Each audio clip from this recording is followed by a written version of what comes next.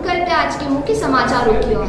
देशवासियों को गणेश चतुर्थी की हार्दिक हार्दिक शुभकामनाएं। मैं दिनेश साहनी आपके उज्जवल भविष्य की कामना करता हूँ। आप स्वस्थ रहें, मस्त रहें। पकड़े गए आरोपी नूर मोहम्मद ने बताया कि उसकी मुलाकात फेसबुक के जरिए जोया किन्नर से हुई थी, जब उसकी बीवी प्रेग्नेंट थी और मायके चली गई थी। साथ ही पिता भी उम्र पर गए हुए थे। तभी उसने देर रात फ़ोन कर जोया किन्नर को अपने घर बुलाया, लेकिन किन्नर जोया नहीं मोहम्मद नूर को कभी देखा नहीं था। जब नूर मोहम्मद जोया से ज़बरदस्ती संबंध बनाने लगा तो दोनों में विवाद हुआ और उसके बाद किसी भारी चीज़ से जोया के सिर पर वार किया और उसके शरीर के धारदार हथियार से 2 टुकड़े कर एक टुकड़े को बाईपास पर फेंक दिया, वहीं दूसरे हिस्से को घर की पलंग पेटी में छुपा लिया तथा इसके बाद पुलिस ने आरोपी को घटनास्थल ले जाकर घर से जोया के शरीर के दूसरे हिस्से को भी बरामद किया है। वहीं इस जघन्य अपराध में पुलिस ने 24 घंटे में ही खुलासा करते हुए आरोपी को गिरफ्तार कर लिया है। Bite Sampat Upadhyay, DCP Indore.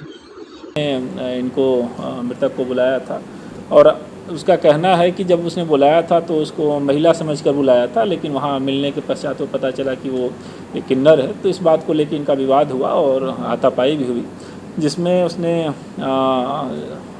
जो ये है जोया, उनकी हत्या कर दी गला दबाकर।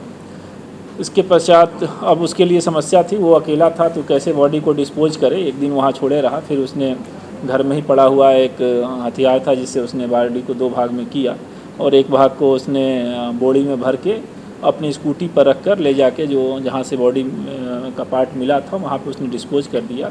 उसके बाद दूसरा भाग भी डिस्पोज करने के वो फिराक में था, लेकिन पुलिस की टीम एक्टिव हो गई थी और आसपास लगातार तलाश कर रही थी, तो उसको मौका मिल नहीं पाया और वो अंडरग्राउंड होने का प्रयास उसने किया था। उसके निशानदेही पे जब उसके घर में गए, तलाशी लिए, तो वहीं एक पेटी में शरीर का बाकी बचा हुआ भाग भी मिला है, जिसकी विधिवत जब्ती की गई है। अब इस मामले में जो आरोपी है उससे और पीआर लिया जाएगा, उससे पूछताछ की जाएगी और भी घटना से जुड़ी हुई जो चीज़ें रहेंगी इसमें विवेचना में आवश्यक, उनकी जब्ती की जाएगी और भी जो साक्षीगण हैं उनके बयान लिए जाएंगे और इसमें अग्रिम वैधानिक कार्रवाई की जाएगी। तो चूँकि ये काफ़ी सनसनीखेज तरह से घटना ये अंजाम दी गई है और जैसा किया है तो इसको चिन्हित अपराध में भी लिया जाएगा और प्रयास रहेगा कि इसको जल्दी ट्रायल कराया जाए। अभी तक जो पूछताछ हुई है उसमें इसने किसी का साथ उस समय घर में होना नहीं बताया है, लेकिन पीआर के दौरान निश्चय ही इन सभी बिंदुओं पर पूछताछ की जाएगी। घर से शरीर का भाग पेटी में बचा हुआ मिला है और बाकी जो मृतक है उनके शरीर के कपड़े इत्यादि जो बचे हुए वो मिले हैं। वो हथियार भी वहाँ लोकेट हो रहा है जिससे काटा गया। सर, आरोपी को गिरफ्तार कहाँ से किया? आरोपी जूनी क्षेत्र से मिला है और उसको थाने पर लेके पूछताछ की गई। पूछताछ करने के पश्चात जब वो घटना को स्वीकार कर रहा है तो फिर उसके पश्चात उसकी गिरफ्तारी की गई। आरोपी टाइल्स लगाने का काम करता है। उसकी 22-23 साल की लगभग उम्र है। उसके 2-3 और भाई भी हैं जो अलग रहते हैं। ये सबसे छोटा पुत्र है, अपने माँ बाप के साथ वहीं पे रह रहा था वो, और शादीशुदा भी है। इसकी पत्नी भी मायके में थी और मकान पर ही अकेले ही उस समय था। आपराधिक रिकॉर्ड अब तक इसका सामने नहीं आया है, लेकिन इसको तलाश किया जाएगा कोई आपराधिक रिकॉर्ड है कि। बता रहा है कि नेट पे इसको नंबर मिला था जिसके माध्यम से इसकी चैटिंग हो रही थी और उसके पश्चात इसने मिलने के लिए बुलाया था। और घर में उपयोग होने वाला धारदार चीज़ था वो, कोई मतलब खजाना थाना क्षेत्र में कल दिनांक 30/8/2022 को एक संदेहास्पद बोरी के होने की सूचना नगर निगम की एक अधिकारी द्वारा प्राप्त हुई। उस सूचना के तस्दीक पे वहाँ पुलिस की टीम पहुँची और उसने उस बोरी को खोला तो उसमें पाया कि एक मानव शरीर का कमर के नीचे का भाग है और वो देखने में पुरुष व्यक्ति का शरीर प्रतीत होता है। आधा शरीर का ही भाग था और काफ़ी ये एक सेंसेशन पैदा करने वाली चीज़ थी कि व्यक्ति का आधा शरीर वहाँ मिला हुआ है। उस बात को मद्देनजर रखते हुए खजाना पुलिस की टीम वहाँ एसीपी साहब, टीआई साहब और बाकी इनकी टीम लगी और जो आसपास के कैमरे फुटेज वगैरह थे उनको खंगाला जाने लगा। चूँकि शरीर का आधा ही भाग था तो पहचान करना एक महत्वपूर्ण टास्क था पुलिस के सामने। जब पहचान हो जाती है तो व्यक्ति का पता चलता है कि उसे किससे झगड़ा फसाद हो सकता है, क्या घटना हो सकती है। तो पहचान करने के लिए जो गुम व्यक्ति थे अपने थाना क्षेत्र में और ज़िले में, उनकी एक लिस्ट बनाई गई। उस लिस्ट में एक जोया और मोहसिन नाम के किन्नर का पता चला कि ये 2 दिन पहले गुमशुदगी 28 तारीख की रात को कायम हुई है।